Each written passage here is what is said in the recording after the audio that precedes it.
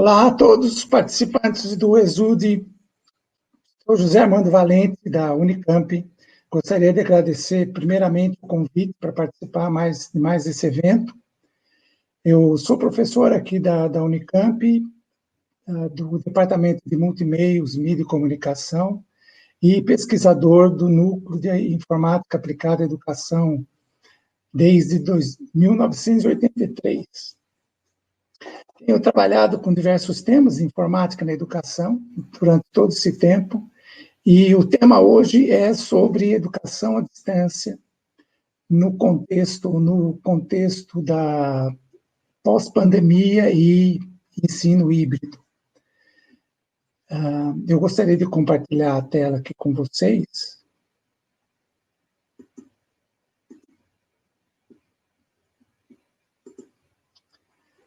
Então, modelos e práticas pedagógicas em educação à distância em cenários híbridos. E eu coloquei aqui um subtítulo, Ser mais ativo no offline, que é justamente o que eu estou entendendo hoje, a contribuição do ensino híbrido nessa nova abordagem, vamos dizer assim, do que nós estamos vivendo, tanto nessa final de pandemia, vamos dizer assim, e pós-pandemia.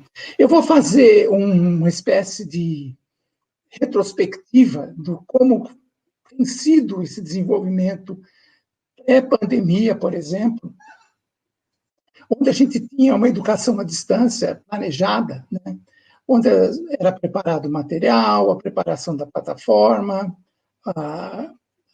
monitorias e professores, né, trabalhando na preparação desse material e depois na interação com os participantes, desenvolvimento de atividades assíncronas, desenvolvimento de atividades síncronas, encontros presenciais, etc. Ou seja, era uma atividade planejada que combinava o uso de tecnologia, né, de plataformas de educação à distância e atividades eventualmente presenciais, né, resolução de problemas, avaliação, etc. Também na pré-pandemia, né, surgiu a ideia do ensino híbrido, e como esse grupo, né, o Instituto Clayton-Christensen, desenvolveu essa taxonomia, vamos dizer assim, do que é o ensino híbrido, que era a combinação da sala de aula presencial e atividades online. Mas, na verdade, o foco era a dinâmica do presencial, como vocês vão poder observar. Porque, primeiro, falava de rotação, né, do aluno revezando atividades, né? Por exemplo, por estações. Então, a sala de aula era organizada por estações, em cada estação o aluno desenvolvia uma determinada atividade. Existia a ideia do laboratório rotacional, onde parte dessas estações era um laboratório de experimentação. Sala de aula invertida, onde o aluno fazia atividades online ou fora, né, da sala de aula, e a sala de aula, então, se transformava numa espécie de ateliê de resolução de problemas, de discussão, etc.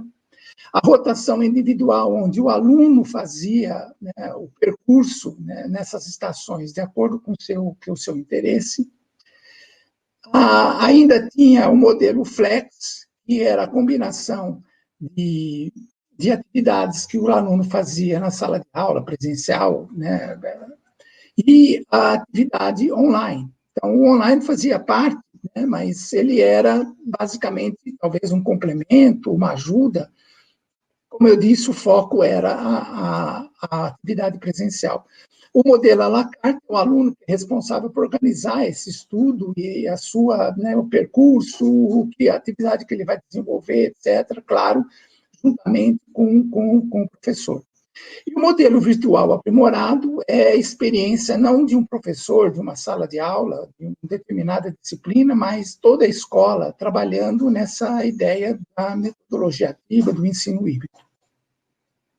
Isso, então, é o que a gente tinha pré-pandemia, né? A gente tinha, basicamente, a educação à distância organizada, planejada, e ao surgimento dessas abordagens e metodologias ativas, né? Como, por exemplo, o ensino híbrido que eu mostrei agora. Bom, durante a pandemia, o que aconteceu foi o ensino remoto, né, que basicamente foi improvisado, no sentido que as pessoas não estavam preparadas para esse tipo de atividade, mas o que aconteceu foi a entrega de material presencial, inclusive eu conheci situações onde saquinhos de plástico com determinados materiais eram colocados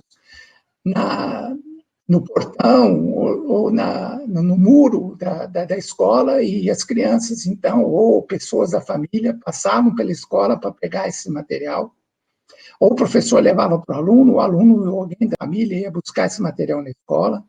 Entrega de material online, que podia ser feito via uma plataforma ou via e-mail mesmo. Atividades assíncronas que foram criadas para dar conta dessa interação do professor com o aluno, e aulas síncronas, né? Muitas escolas, muitos professores acabaram dando aula, os alunos conectados e o professor dando realmente uma aula como ele estivesse numa situação presencial. E tem outras atividades que foram desenvolvidas nessa ideia do remoto.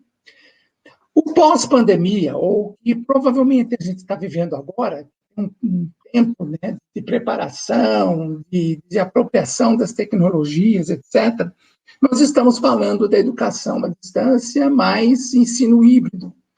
Agora, o que é interessante é que a educação à distância está sendo incrementada com as atividades online, e eu estou entendendo, e é isso que eu quero conversar aqui com vocês, né? O ensino híbrido agora ele vem para aprimorar, para realmente ajudar esse aluno no offline, enquanto ele está fora, ele está fora da tela, vamos dizer assim. Então, esse ensino híbrido agora, o ensino híbrido agora, ao invés de focar a sala de aula presencial, ele está focando, né, eu espero que ele esteja focando, é isso que eu estou propondo aqui, o mão na massa offline, ou seja, é impossível nós pensarmos que um aluno hoje consiga ficar 2, 3 horas ou 4 horas diante de uma tela, ouvindo o professor ou fazendo uma atividade prevista, né, dentro dessa abordagem, né, do que a gente está chamando aí de educação à distância. Então, o que eu estou propondo aqui, o que eu estou querendo apresentar para vocês, é a ideia desse ensino híbrido, né? Essas atividades que o sujeito desenvolvia ou que fazia, né, na situação presencial, ele passa a desenvolver atividades mão na massa offline.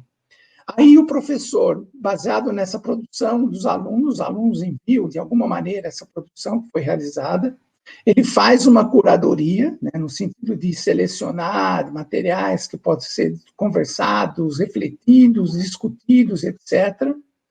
Ele prepara também um material de apoio teórico para dar suporte à atividade que os alunos fizeram. Mas o que é importante aqui é que a atividade, né, o híbrido aqui inicia com atividade mão na massa, né? Primeiro é a parte prática, vamos dizer assim.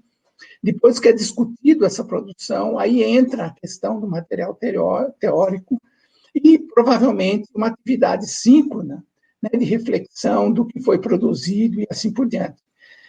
Eu vou dar um exemplo, né, de uma atividade que eu assisti, que, inclusive, foi muito interessante, uma atividade online com curadoria e discussão síncrona, que foi realizado pelo Sebastian, que é um profissional do Exploratório de São Francisco, e ele trabalhou com atividade de luz e sombra.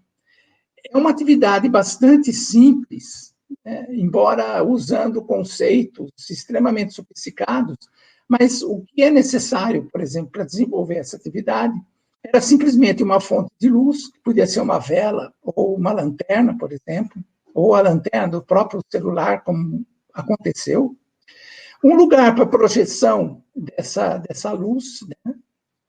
Podia ser algum lugar um pouco mais escuro, uma parede num lugar mais escuro, ou seja, tivesse um lugar para projeção, e uso de materiais baratos, podia ser caixas de leite, de remédio, objetos de vidro, copos, garrafas, utensílios de cozinha, ou seja, as pessoas foram extremamente criativas na escolha desses materiais. Aí eles montavam com esse material um determinado cenário e com a vela ou a lanterna era feita uma projeção das sombras. Então, aqui tem uns exemplos, né? Aqui são os exemplos que foram mandados, que ele, né, na verdade, fez uma curadoria, olhando para esse material, selecionando esse material, e depois, então, ele escolhia esse material e as pessoas podiam, inclusive, apresentar né, o que fizeram, como que foi feito, como é que eles escolheram. E aqui, então, tem exemplos de como que era feito isso, né? Aqui você tem, por exemplo, caixas, tem materiais, né, como garrafas de vidro.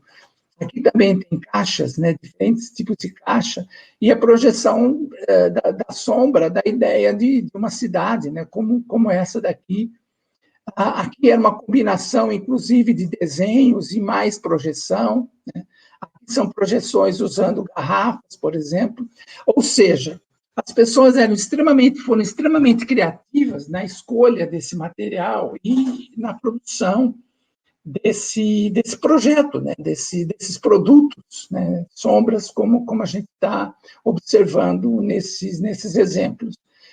Então, é uma atividade, né, sobre luz e sombra que trata de conceitos, né? Ele podia, inclusive, não foi o caso, né?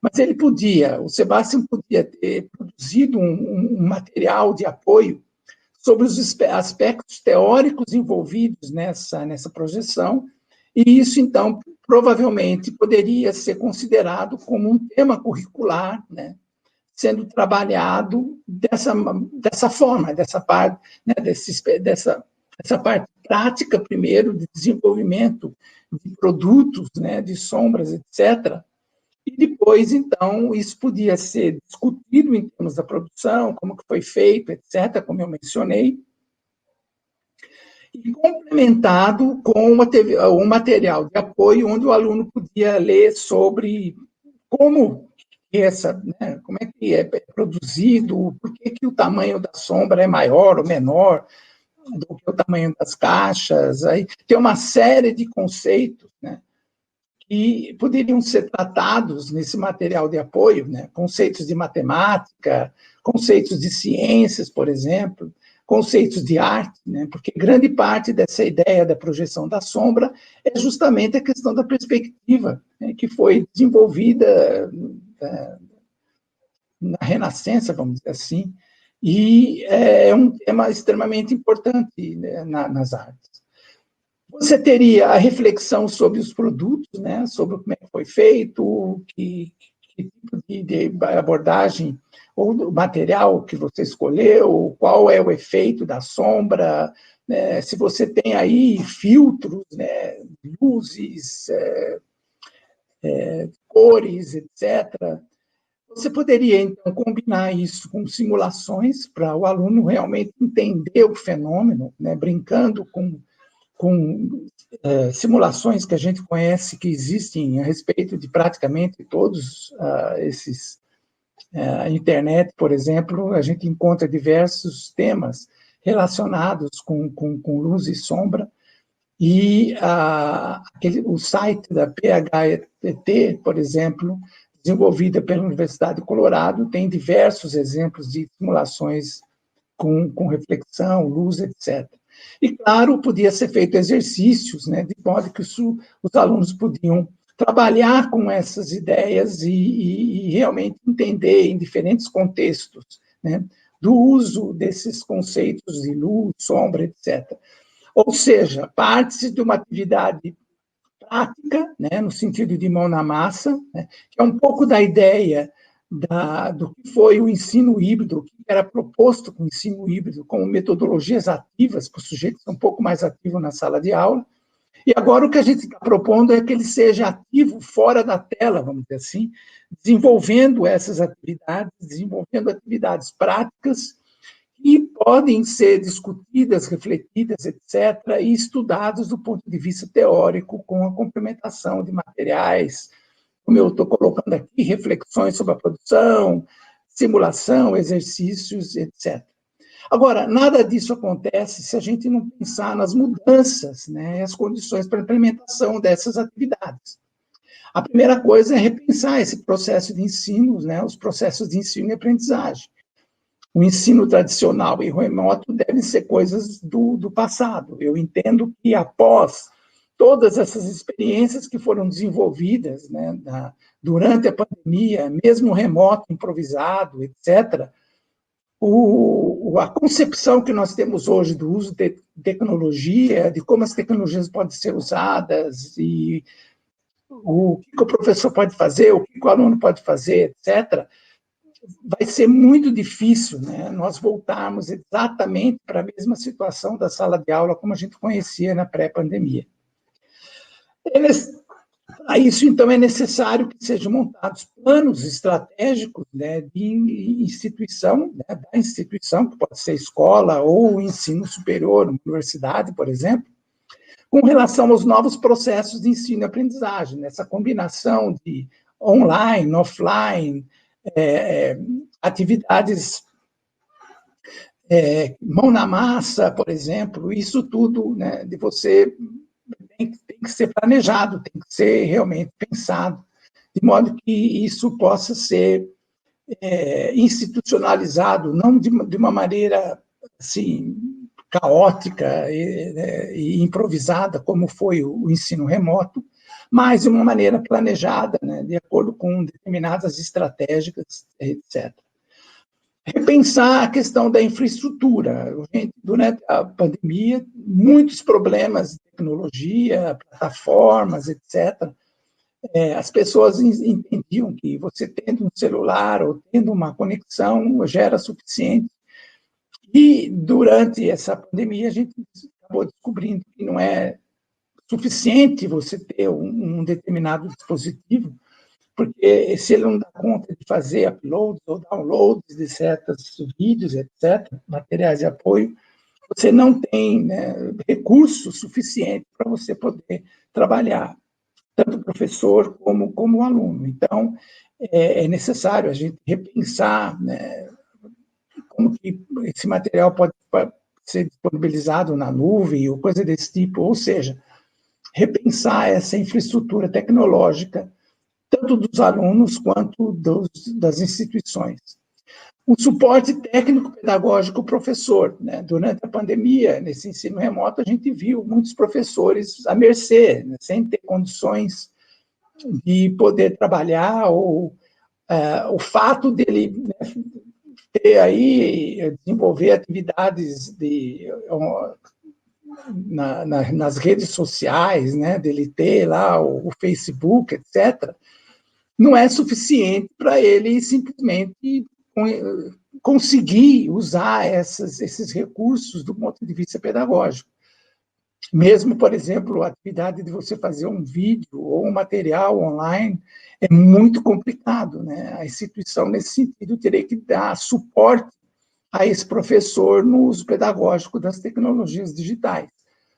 E é importante, né, que a instituição, tanto a escola como a universidade, possa ter lá um órgão, um grupo de pessoas que realmente possam dar suporte a esse professor.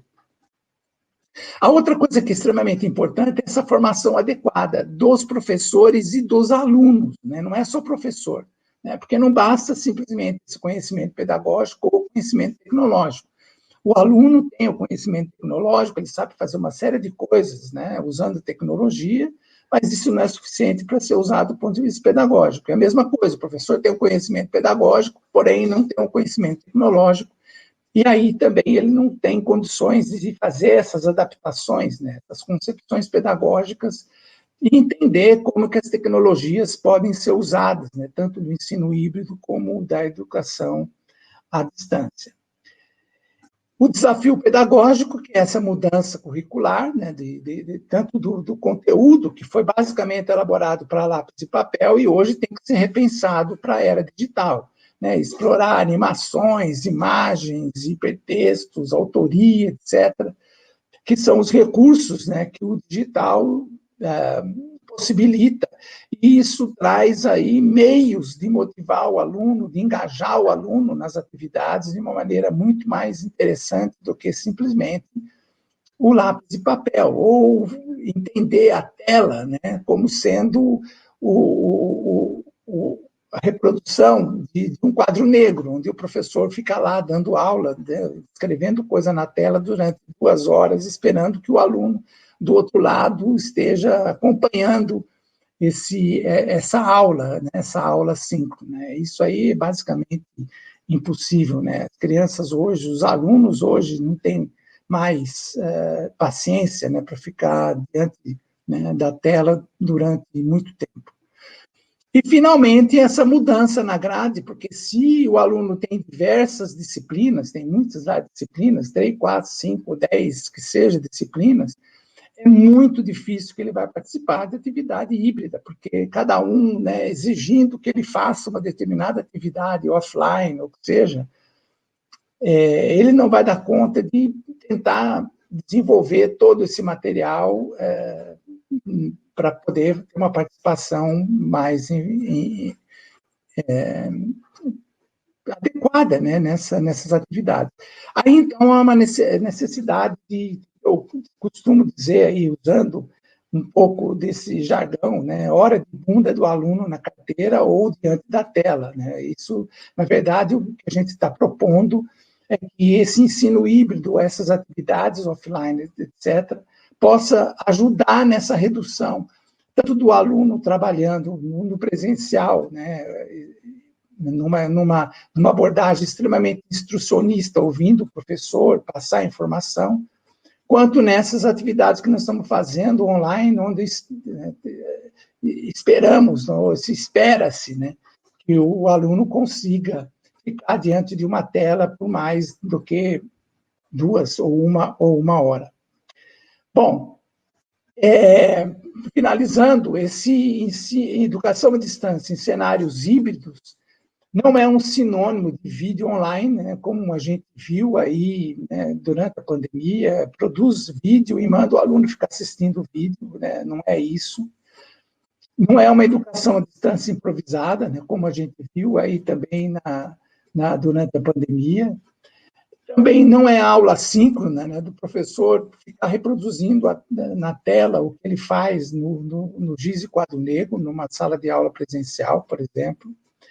E também não é o professor trabalhando sem suporte de informação, porque o que ele conseguiu fazer, vamos dizer assim, com muito esforço durante essa pandemia, é notável o trabalho que foi desenvolvido tanto professor como aluno, mas foi uma situação que realmente causou muita insegurança, causou estresse, né? Foi realmente complicado ele se apropriar dessas tecnologias, dessas novas abordagens, etc., para quase que na segunda-feira, vamos dizer assim, ele está preparado para interagir com o aluno usando essas tecnologias. E, por outro lado, o aluno também, né, tem que trabalhar com suporte, né, não é um trabalho, né, sem estrutura, orientação, recebendo simplesmente lá uma informação para desenvolver coisas, e ele tem que fazer tudo offline, sem suporte, né? A família pode tentar ajudá-lo, etc., mas sem o suporte pedagógico fica extremamente complicado ele trabalhar online. É isso que eu queria tratar com vocês. Eu agradeço mais uma vez a oportunidade de estar aqui participando do ESUD e poder compartilhar essas ideias, e aí partimos para questões e diálogos que a gente possa aprimorar e refletir sobre essas questões que foram propostas aqui nesse trabalho. Eu agradeço a colaboração, o convite, né, do pessoal do ESUD, e estou à disposição. Obrigado.